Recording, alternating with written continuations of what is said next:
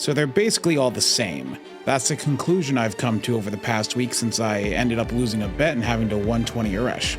And I've been doing a lot of testing comparing her to the other farmers I have, especially Ruler Melusine, and I wanted to see how the other top arts farmers fare with a similar setup. So I asked Tyson if he could mimic the setup I was using to test a somewhat plausible maximum damage farming setup, since he has a 120 summer Ibuki. And thanks to his recording being on NA, there's no influence from class score. Though this is simply due to me not having the option to invest in either Beast or Ruler class score, as it's simply not available yet for me, and class score as a whole isn't in NA yet. The setup used here is double Castoria, Oberon, and using a Castoria MP somewhere during the stage. This is possible with all three of these characters thanks to the generous spread charge that Castoria and Oberon gives.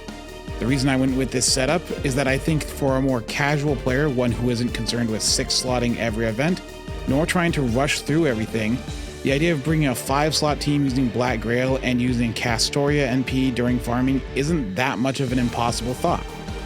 Even if you are 6-slotting, the end result is remarkably similar to the results we get with Black Grail, just lower numbers, since all three of them miss out on the extra 160% NP damage that Black Grail gives them with Oberon. Now that these first two waves have finished, let's watch how this third wave plays out.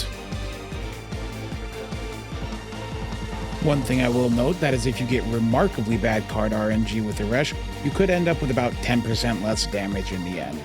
The ideal situation is 2-2-1, that would be a Brave Chain on turn 1, a Brave Chain on turn 2, and 1 card on turn 3. Though from what I've experienced with this setup, you only lose damage if on turn 1 or turn 2 you have no cards, since you can't Brave Chain on turn 3.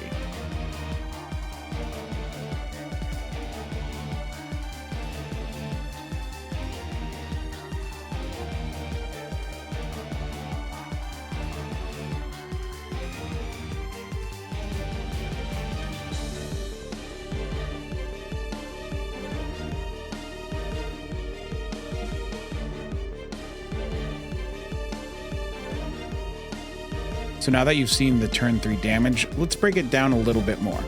All of these numbers are calculated with the exact same setup used in the videos seen so far, double Castoria and Oberon, but with everyone scaled up to 2k foes. Now let's start with Ibuki. In the video, Ibuki had the lowest damage, and rightfully so. Not only is she working on a negative attribute, she is not fully foed, though it is mostly the attribute and a remarkably low damage roll working against her in the video. As we see here, her average damage on the stage should be about 2.8 million. If she's fighting a neutral attribute enemy, it's about 3.1 million. The part where Ibuki becomes insane is when she hits her advantageous attribute. Because her MP has a 150% anti-earth mod, and she herself is anti-earth by default, these multiply to an insane 5.1 million damage on a similarly structured node. This is the highest damage out of the three. Another thing to note is that her wave 1 and 2 damage are the same, as she has no ramp-up effects. Moving on to Melusine, she actually turns out to be the weakest of the bunch for most situations.